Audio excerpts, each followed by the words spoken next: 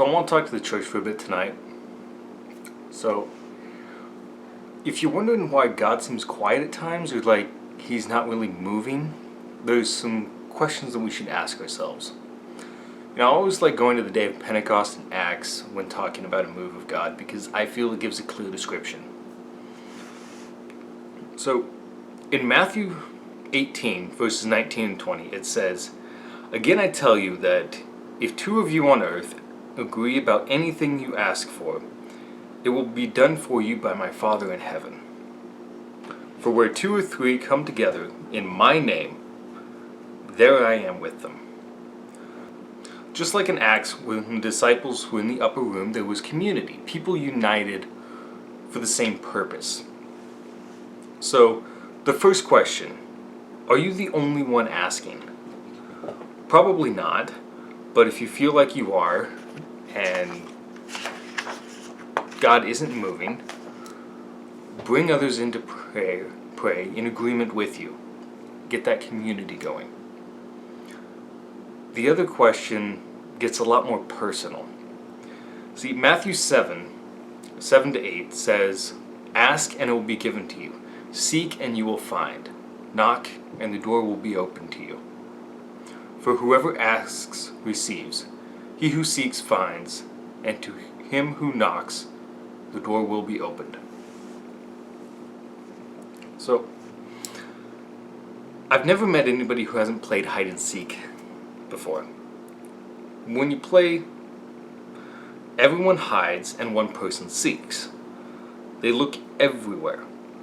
And the seeker doesn't give up until he finds everyone, because only then does he get the satisfaction of success. So, I ask you, are we really seeking God? Or are we standing there playing Marco Polo and expecting Him to touch us? There's a big difference there. So, are we really asking God to move? Or are we standing by quiet, expecting us to give Him what we want?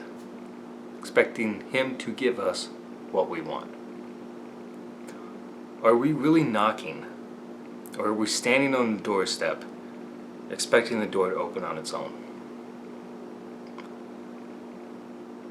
So, all this is just about self-reflection. I've got to ask myself the same questions too.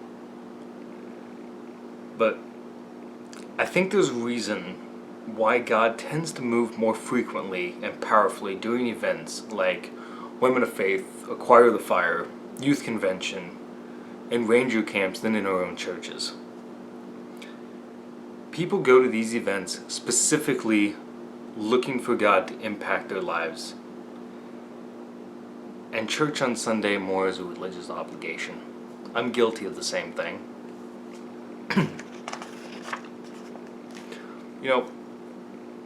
If we are attending church for religious obligation, then maybe we're going for the wrong reason. If we attend church with that same hunger for a community, thirsty for God, seeking,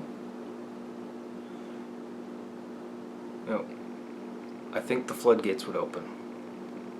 We would see the same powerful moves of God we see at these different events right in our own churches and in our own communities.